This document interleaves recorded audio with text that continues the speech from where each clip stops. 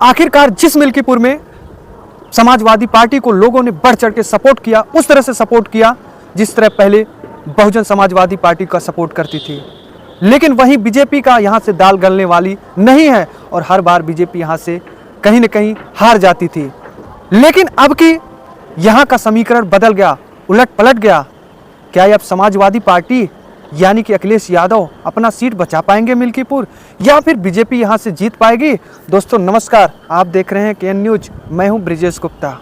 साथियों, आज की हमारी यह वीडियो मिल्कीपुर चुनाव को लेकर के होगा। आज हम अपने वीडियो में यह बताएंगे कि मिल्कीपुर से कौन विजेता होगा, यानी कि किस पार्टी के सर पर ताज होगा, किस पार्टी को हार का सामना करना पड़ेगा। ये मैं नहीं बता रहा हूँ, मैं मिल्कीपुर ग्राउंड पे गया हूँ, जनता के बीच गया हूँ, जनता की राय जाना हूँ, जो कि आप हमारे चैनल पे वीडियो पड़ी है, आप लोग जरूर देखें। वहाँ की जनता ने बताई है किसे अब की ताज पहनाएंगे। तो चलिए देर ना करते हुए हम चर्चा करते हैं। साथियों, सबसे पहले हम बात करते हैं जीती हुई पार्टी यानी कि समाजवादी पार्टी की। दोस्तों, समाजवादी पार्टी यहाँ से अच्छा प्रदर्शन की और लोगों ने बढ़ चढ़ के सपोर्ट किया, जो कि मिल्कीपुर से समाजवादी के अवधेश प्रसाद विधायक थे और जनता ने इस प्रकार से फिर लोकसभा में सपोर्ट किया कि अवधेश प्रसाद सांसद बन गए।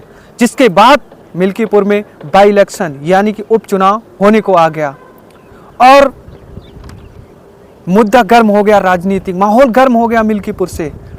सभी राजनेताओं का दौरा पड़ने लगा मिल्कीपुर में, कहीं बीजेपी का तो कहीं समाजवादी पार्टी का, लेकिन ज़्यादातर दौरा यहाँ मिल्कीपुर में बीजेपी का पड़ा, क्योंकि लोकसभा अयोध्या सबसे चर्चित सीट बीजेपी हार गई थी। जिसके बाद बची खुची सीट उपचुनाव की मिल्कीपुर की, उसको कहीं हार ना जाए, इसके डर से बीजेपी का सबसे ज़्यादा मिल्कीपुर में दौरा पड़ी।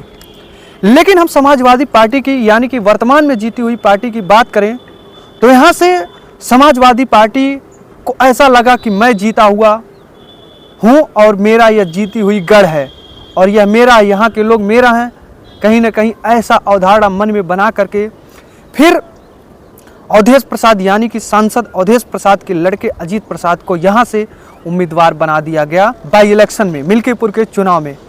जिसके बाद नतीजा क्या सामने आया कि यहाँ की जनता जो समाजवादी पार्टी को सपोर्ट करती थी, जातीय समीकरण, जात को लेकर के, जो पासवान समुदाय को लेकर, यादव समुदाय को लेकर के, अन्य जात समुदाय को लेकर के, मुस्लिम विशेष समुदाय को लेकर के जो समाजवादी को सपोर्ट करती थी, आज कहीं न कहीं इसके वजह से दूर जाती हुई नजर आई। हमने जनता से पूछा, जनता ने केवल ये जवाब दिया कि बाप था तो बेटे को क्यों प्रत्याशी बनाया गया, यह गलत इस्तेमाल किया गया। दोस्तों, समाजवादी पार्टी की यहीं तक सीमित नहीं है बातें, इनके पार्टियों में टूटना शुरू हो गया।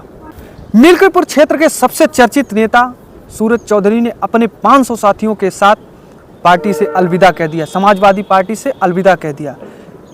सूरज चौधरी ने कहा कि अवधेश प्रसाद ने चुनाव के समय, लोकसभा चुनाव के समय उन्होंने कहा कि हम सांसद बनेंगे, बाई इलेक्शन जो मिल्कीपुर का होगा उसका टिकट आपको दिया जाएगा। लेकिन क्या हुआ कि अवधेश प्रसाद ने अपने लड़के अजीत प्रसाद को उम्मीदवार बनाया, जिसके वजह से सूरज प्रसाद नाखुश हो गए पार्टी से और 500 साथियों के साथ अलविदा कहें, जो कि बहुत बड़ी बात है अपने आप में। कहीं ना कहीं समाजवादी पार्टी की बहुत दुखद सूचना है यह। वहीं हम बीजेपी की बात करें, बीजेपी का हाल मिल्कीपुर से इस प्रकार से हो गया है कि अभी तक उम्मीदवार का नाम तक नहीं घोषित कर पाया है। इसका वजह जानते हैं क्या है? इसका कोई और वजह नहीं है, इसका वजह है हार का डर। अयोध्या सबसे चर्चित सीट लोकसभा की हार गई बीजेपी, जिसके वजह से डर है कि कहीं मिल्कीपुर बची हुई सीट हार ना जाए। अभी तक उम्मीदवार का नाम घोषित नहीं कर पाया है, क्योंकि यहाँ के लोग लोकसभा सपा को जीतने के बाद यहाँ से ज़्यादातर लोगों का यही राय आया, यही कहना आया कि यहाँ से बीजेपी ने गलत प्रत्याशी को चुन लिया था, जिसके वजह से यहाँ बीजेपी हारी, जनता खुद कही। इसीलिए कहीं न कहीं देखा जाए बीजेपी अभी तक उम्मीदवार चुनने में पीछे है। तो वहीं हम बात करते हैं, क्या बीजेपी यहाँ से जीत पाएगी? लेकिन बात समीकरण इस प्रकार से है कि यहाँ से बीएसपी बहुजन समाजवादी पार्टी की बात करें तो बाई इलेक्शन में खराब प्रदर्शन होने की वजह से बीएसपी ने बाई इलेक्शन लड़ना कैंसिल कर दिया, जिसके वजह से बीजेपी कहीं ना कहीं मिल्कीपुर से मजबूत होती जा रही है। इसलिए मजबूत होती जा रही है क्योंकि एक तो समाजवादी पार्टी का हाल तो आपने देख ही लिया, लोग किस प्रकार से नाखुश हो रहे हैं समाजवादी पार्टी से। वहीं कुछ लोगों का कहना यह है कि अगर बीजेपी चुनाव नहीं लड़ती है तो हम वोट बीजेपी को देंगे या तो किसी को नहीं देंगे, लेकिन समाजवादी पार्टी को वोट नहीं देंगे क्योंकि यह परिवारवाद बन गया है। उसी अवधेश प्रसाद के लड़के को प्रत्याशी बनाने की वजह से परिवारवाद का एक टैग बन गया। कहीं ना कहीं देखा जाए तो समाजवादी पार्टी इस प्रकार से पीछे हो रही है और बीजेपी कहीं ना कहीं आगे जाती हुई नजर आ रही है। और यहाँ से बीजेपी के मुख्यमंत्री, उत्तर प्रदेश के मुख्यमंत्री को स्वयं जिम्मेदारी भी दे दी गई है, जो कि अपने आप में सबसे नामी चेहरा मुख्यमंत्री का है उत्तर प्रदेश के।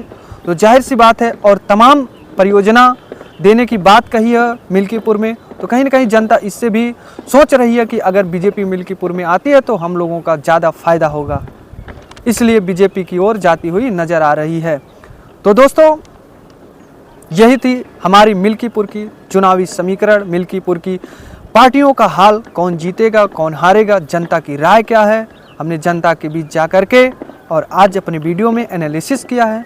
इस पर आप क्या कहेंगे कमेंट में ज़रूर बताएं। तो दीजिए ब्रिजेश गुप्ता को इजाज़त, मिलते हैं नेक्स्ट वीडियो में। धन्यवाद।